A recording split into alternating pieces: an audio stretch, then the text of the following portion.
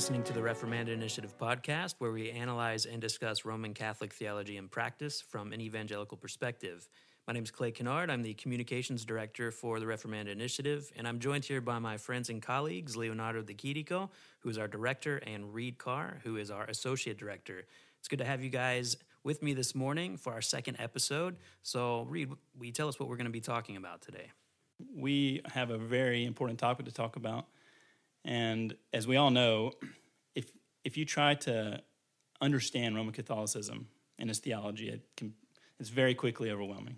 It's so vast and complex, and there's just various ways in which you can go about doing that. So we want to talk about this morning, how do we understand Roman Catholic theology? I mean, it's a huge task. How can we even begin to tackle this monster? And so what we're going to do is we'll introduce two words now, and then we'll go throughout this podcast and kind of flesh them out. And there's two approaches that we note to understanding Roman Catholic theology and practice. And one is called an atomistic approach, which is the more common, a very, very common approach to understanding it. And also we want to talk about the systemic approach, which we would favor for sure with the Reformanda Initiative. So they're kind of what probably don't mean a whole lot to you, but we will get into that right now. And one of the books that we'll make reference to is Greg Allison's Roman Catholic Theology and Practice and Evangelical Assessment. Dr. Greg Allison is a regular contributor to the Reformanda Initiative. He's a professor at Southern Seminary in Louisville, Kentucky, and he wrote this book to help evangelicals understand Roman Catholic theology and practice. And we'll come to see our good friend and director here, Leo, was very influential in his writing of that book, and specifically the systemic approach to understanding Roman Catholic theology and practice. But the atomistic approach, what does that mean, guys? What does it mean to take an atomistic approach to understanding Roman Catholic theology and practice, which we will all agree is by and large almost the exclusive way that Roman Catholicism is approached? What does it mean, an atomistic approach? Yeah, by the way, the first theologian that introduced this idea of atomistic approach over against the systemic understanding of Catholicism was the Dutch Reformed theologian Gerrit Berkouwer, who wrote a book in the 50s entitled The Conflict with Rome. And it distinguished between approaching Catholicism atomistically over against approaching it systemically. Atomistically, by using the term atomistic approach or in an atomistic way, he understood it as approaching Catholicism as if it were a collection of bits and pieces, isolated pieces, selecting one doctrine, one practice, one movement, one tradition, or at least one or two, and then projecting this particular atomistic view of Catholicism onto the whole, making claims about what Catholicism is all about, selecting one piece and then making it the whole. In this way, Berkouwer argued that we're actually picking and choosing what we want to see about Catholicism rather than what Catholicism is in its own terms. And I found it very helpful because many books, many treatments, many conversations on Catholicism, they show that they are clearly marked by this atomistic way of looking at Catholicism.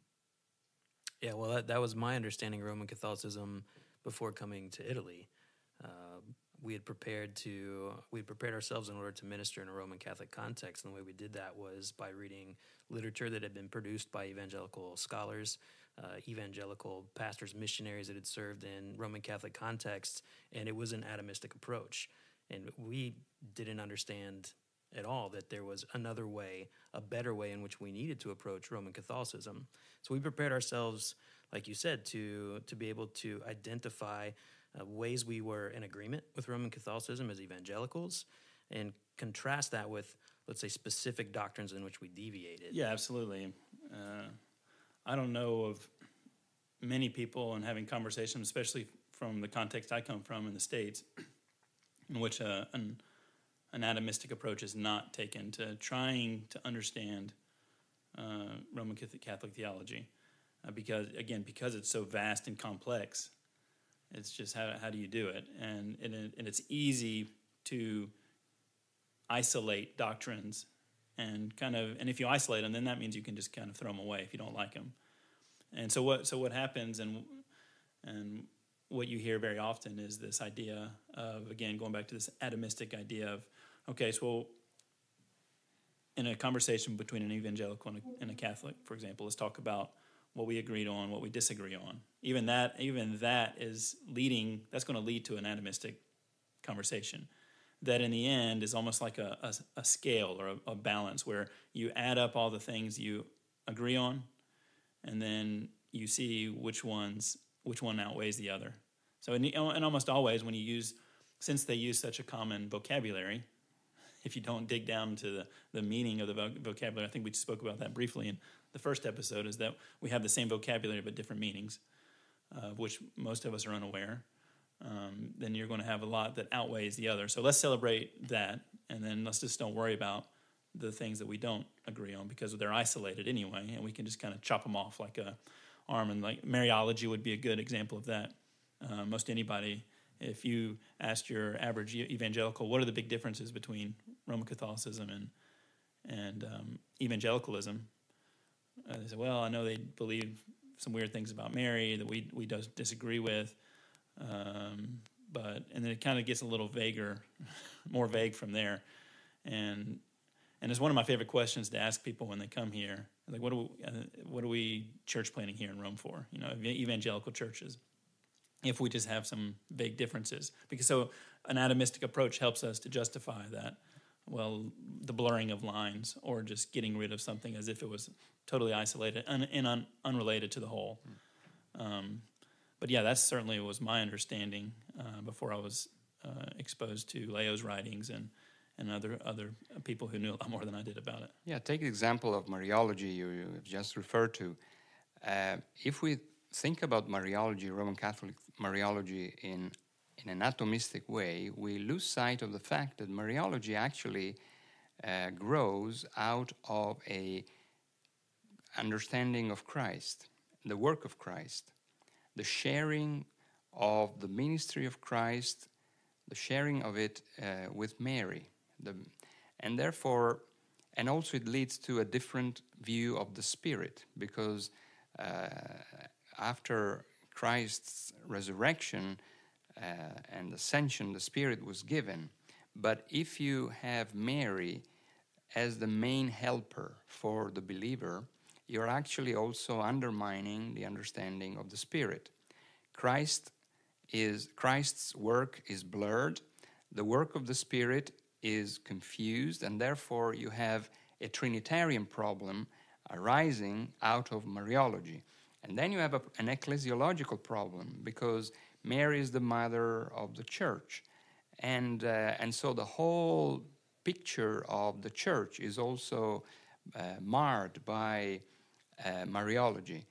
And we have only touched upon very few dogmatic issues related to the Trinity, Christology, pneumatology, ecclesiology, and we have not even touched the world of practices and devotions to Mary that are so openly impacted and influenced by pagan ideas. So even, the point of Mariology, it is not only a Mariological issue that we discuss, our views about Mary on this and that point. It opens up a whole world, theological world, devotional world, spiritual world, where the Trinity, Christ, the Spirit, the Church, they're all involved. And of course, the Bible is also involved, our view of the Word of God, our view of the authority of Scripture.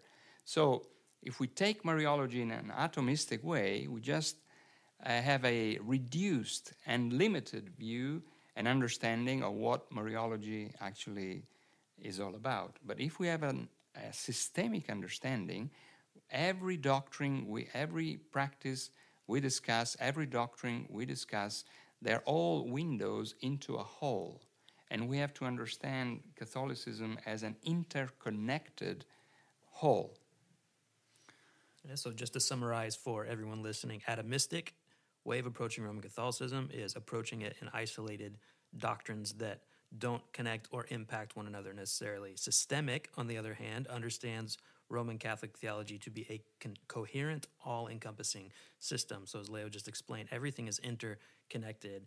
And that is what we are trying to do as a Reformanda Initiative, is help the evangelical world understand that the proper way in which we need to approach Roman Catholic theology and practice is with this systemic approach. One thing we mentioned last episode, which has a strong influence on this, is that we made the observation that even Roman Catholic theology is a blind spot in the evangelical world, and it would be right to say, I think, that that's largely due to an atomistic approach to understanding Roman Catholicism, where you just compare things in an isolated way and just discard what you don't like and celebrate what you do like.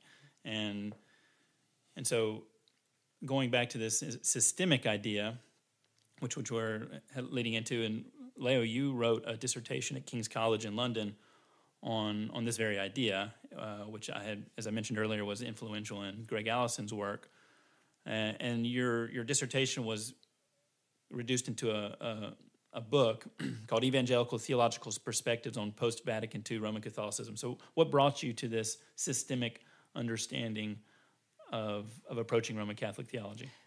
Well, it was the realization that after the Second Vatican Council, after the 60s, there had not been many evangelical attempts to understand, approach, assess Roman Catholicism as a whole. And yet evangelicals were opening up to a season of dialogue with Rome without having done proper homework in preparing for such a task. And they were already signs of shallow, superficial outcomes coming out of those dialogue. And so I tried to figure out in which way evangelical theology can contribute to a meaningful dialogue with Rome without being trapped into this reduced and superficial way of dealing with it. And this is not just superimposing an external foreign paradigm onto Catholicism. Catholicism thinks of itself as being a whole. Catholic means according to the whole. Catholicism means according to the whole. So it is not something that we do imposing our own grid. That is not part of what Catholicism is in itself. It is just being fair to what Catholicism is. And so Berkouwer was an influential author to deal with, as well as previous theologians who had come to the understanding that Catholicism was a system, was not only a bunch of isolated doctrines and practices, but a whole system of life, thought, and spirituality. And so that was what prompted me to try to study this issue. So this systemic approach, juxtaposed against an atomistic approach, understands, as we've been saying, Roman Catholic theology to be a unit. It's a single whole. All the parts, they're like cogs in a clock that if you take that out, the clock will not work anymore. Or a bike, a bike cog, it's just not going to work anymore. So there's certain tenets to Roman Catholicism that make it work and make it tick. And you have to understand those in order to understand Roman Catholicism. Now, in your dissertation, you refer to Roman Catholicism as a complex unity. It's unified but not uniform. Yes, exactly. What does that mean exactly? Help us to understand what it means to be a complex unity, or unified but not uniform. For Catholicism to be a complex unity means that it is not a monolith, it is not a static, one-sided reality, but it is a living reality, maintaining forms and degrees of unity, as well as allowing measures of diversity, regional diversities, historical diversities, devotional diversities, traditional diversities, and so on and so forth. And yet, combining all these diversities into a unified, in the case of Catholicism, also institutional unity that has to do with the structure of the Church, the Roman-centered nature of the Catholic Church, and so we have to navigate through this reality that combines things together and yet allows degrees of differences. If we emphasize one aspect of Catholicism, the unity of it, at the expense of its diversity, we miss the point. We have a static, flattened view of Catholicism. On the other hand, if we overemphasize the differences within Catholicism, and often it is the case that people say, the charismatic movement is very different from the Marian traditions or the traditionalist papists of the past. Yes, but at the same time they are connected because they belong to the same institutional system. And so we always have to deal with both, doing justice to both, and trying to come up with a unified yet dynamic understanding of what Catholicism is all about. I know in your dissertation you also reference David Wells, who wrote a book in the 70s reflecting on Vatican II called Revolution in Rome, and I think he battled with this as well and talked about the seeming contradictions in Catholic theology, but that are still under the same Catholic umbrella. Yeah, that's right. Because if we approach in Catholicism in a one-sided way, we end up in looking at it as something full of contradictions, something full of contrasts. And in a way, it is the case that Catholicism has many tensions within it. It's not a flattened type of unity. But at the same time, we have to understand that Catholicism operates with this both-and type of epistemological approach. It's both-and, both theological and devotional, both hierarchical and popular, both sacramental and mystical, both Marian and in a way Christ-centered. So it's always both and so if we don't have this systemic view of Catholicism enabling us to come to terms with both the unity and the diversity of the system, we end up in finding ourselves lost and then coming to superficial evaluations. That's very helpful. Thank you, Leo. So we have something for our listeners that we want to present to you. It's a clip with a famous evangelical pastor, Rick Warren. And what we want to do is we want you to listen to this in order to try to understand what type of approach Rick Warren is taking when he speaks about Roman Catholicism. We have far more in common than what divides us. When you talk about Pentecostals, charismatics, evangelicals, fundamentalists, Catholics, Methodist, Baptist, Presbyterian, on and on and on. Well, they would all say, we believe in the Trinity, we believe in the Bible, we believe in the resurrection, we believe salvation is through Jesus Christ. These are the big issues. Sometimes Protestants think that Catholics worship Mary like she's another God. But that's not exactly Catholic doctrine. There's the understanding, and people say, well, what are the saints all about? Why are you praying to the saints? And when you understand what they mean by what they're saying, there's a whole lot more commonality. Now, there's still real differences. No doubt about that. But the most important thing is, if you love Jesus, we're on the same team. The unity that I think we would see realistically is not a structural unity, but a unity of mission. And so when it comes to the family, we are co-workers in the field on this for the protection of what we call the sanctity of life, the sanctity of sex, and the sanctity of marriage. So there's a great commonality, and there's no division on any of those three. Many times people have been beaten down for taking a biblical stance. And they start to feel, well, maybe I'm out here all by yourself. No, you're not. The church is growing in Latin America. The church is growing in Asia. The church is growing in Africa. It's not growing in North America or Europe, but it is growing everywhere else. And so we kind of have this feeling that maybe we're not as influential, but we're far more influential than people realize. There we have it. What we have just presented to all of you is a purpose-driven sound clip, and we hope it's going to serve our purpose. So did we hear from Rick Warren here an atomistic or a systemic approach to understanding Roman Catholicism? Reed, Leo? Well, I think that those statements clearly exemplify a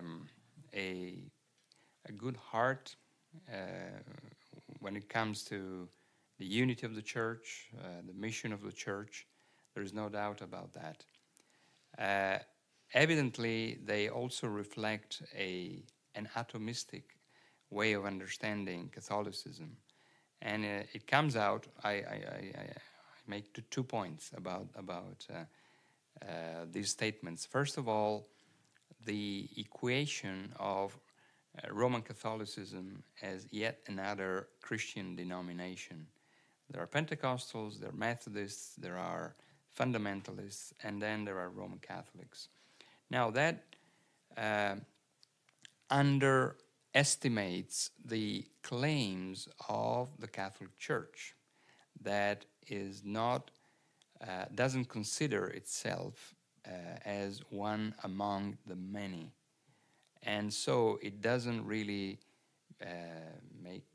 do justice or make justice to the claims of Rome itself. It imposes on Rome a relativistic view of the church that Rome doesn't agree upon.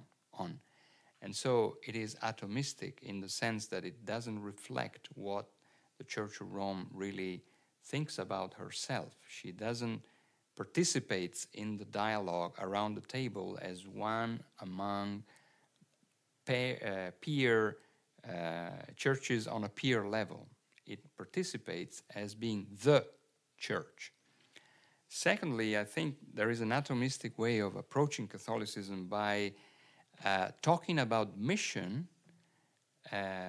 detaching it from doctrine.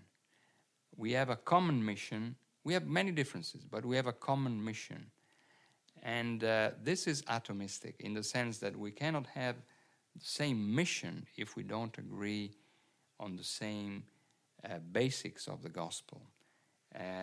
This is an overstatement, not a proper statement. And it shows that we have a missiology that is in danger of being detached from and separated from biblical doctrine. And if this is the case, this is not a Christian mission. It is something different. Rick Warren said in that clip, we believe in the Trinity, we believe in the Bible, we believe in the resurrection, we believe in the salvation, that salvation is through Christ. These are the big issues. So like Leo was saying, in order to be in agreement on the same mission, we have to be in agreement on the core fundamental doctrines of the faith. But Rick Warren seems to think that we are. What would you say to that? Yeah, I mean, to go back and answer the question, obviously this is a classic atomistic approach to understanding Roman Catholicism. Just even the the very first statement, we have far more in common than what divides us, is exactly what we were talking about before. The good outweighs the bad. Let's celebrate that and set aside what divides us. And then, as you were saying, we believe in the Trinity, we believe in the Bible, we believe in the resurrection, we believe that salvation is through Jesus Christ. These are the big issues, but these issues don't get defined here. Again, it goes back to the common vocabulary that we share and the assumption that those words have the same meaning attached to them. Salvation, what is salvation exactly?